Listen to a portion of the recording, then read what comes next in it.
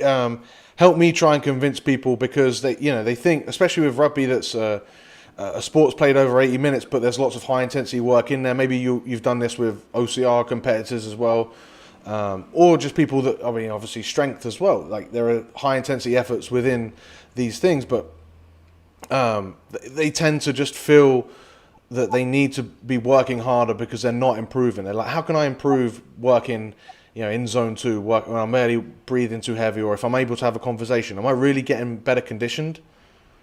Yeah, because it's the two main things that it really does is, the first that I always tell people is their heart. It makes their heart more efficient. It makes their heart more elastic. Basically, when I tell them their zone 2 is like, the high intensity work you do is a little bit like on the strength training side of things. If you want to be strong, even in most strength training, you go through hypertrophy phases, right? You need to build a slightly larger base of muscle mass in order to leverage that. I tell people the same thing when it comes to intensity and work capacity. You need to build those systems, because that low intensity work, you're still doing things like making your body better at burning fat for fuel. It resynthesizes glycogen faster. Your heart gets more efficient. Your heart gets more elastic. Your vascular system gets more elastic. All of those systems support your ability to recover between hard sets. It's not going to make your hard sets faster. It's not going to make your hard intervals faster. But what it's going to let you do is recover faster between the two. Yeah. So in between any two plays, it's all the zone 2 work isn't going to make you get faster from point A to point B, but it's going to make it so you go from point A to point B, and you need a shorter rest to go from point B to point C. It's going to mean, you're in more plays, you're in it more often, you're less fatigued, you're less mentally fatigued, because you are recovering. If you say, give me two players, two athletes, two identical athletes, one recovers 15% faster between high intensity bouts than the other one, that is going to be a much, much, much more effective player. Mm-hmm. That's exactly sort of how I try and sell it is, for rugby, it's like, you're not trying to make a play that's supposed to last 5 seconds, last 20 seconds. You're not trying to hang in that, you're not going to carry the ball for 200 meters. The fucking pitch isn't that long.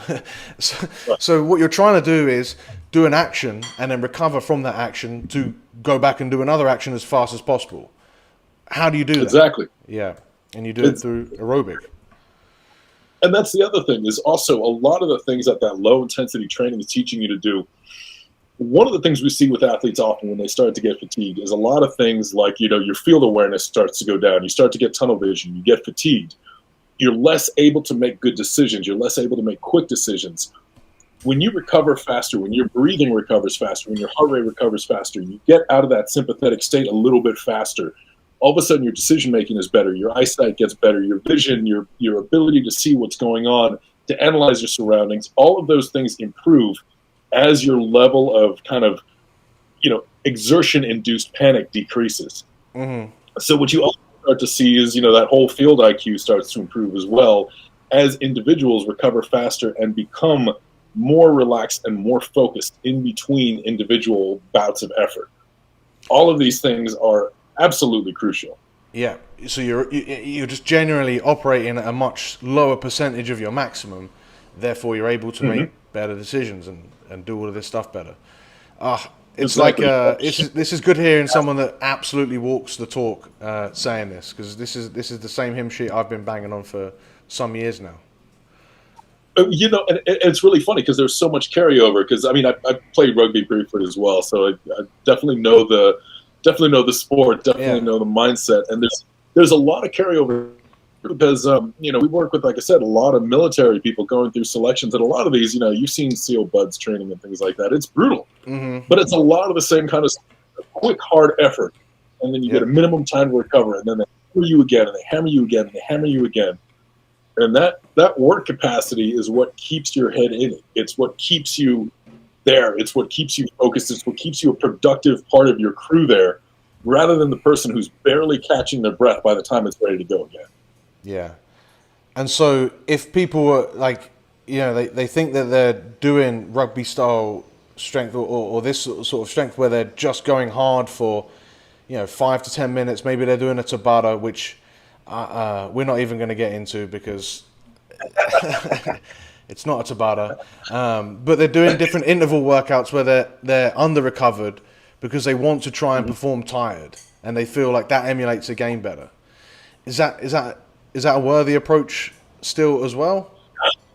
There's definitely benefit to learning how things are going to hurt in training, so you're ready for it when you compete.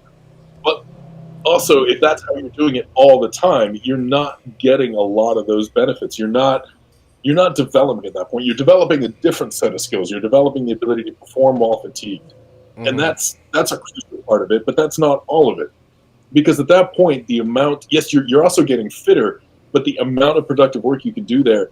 The nice thing about all this zone 2 training, this easy work, is it's a free lunch. You can do so much of it, and you can get such astronomical improvements without really exhausting yourself. Because if you do it right, you can do an hour of zone 2 work pretty much any time during the week that you want, and you're not going to feel any ill effects from it unless you go out too hard.